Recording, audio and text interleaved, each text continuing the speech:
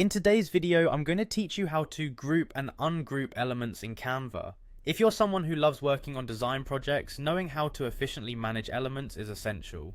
Grouping allows you to treat multiple design elements as a single unit, making it easier to move, resize, or edit them all at once.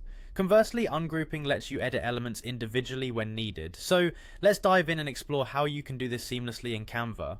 First, let's talk about grouping your elements. Begin by navigating to your Canva dashboard and opening the design where you want to group elements. Once you're on your design page, you'll need to identify the elements you wish to group.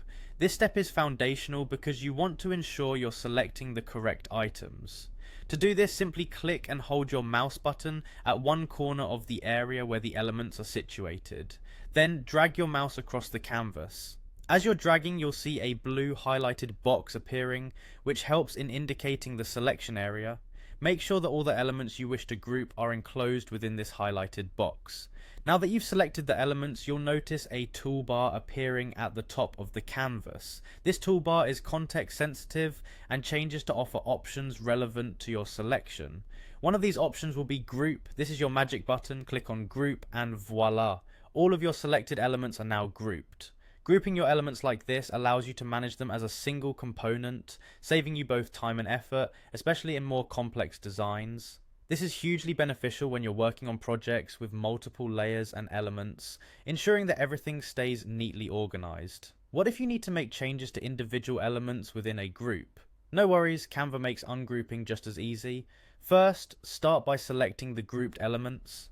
Simply click on them once and notice that the outline will appear around the entire group.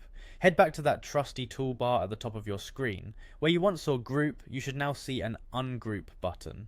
Click this, and the grouped elements will return to their individual states. This is perfect for when you need to make fine-tuned adjustments to separate elements in your design. One important tip, always double check your selections before grouping or ungrouping to avoid any accidental changes to your design.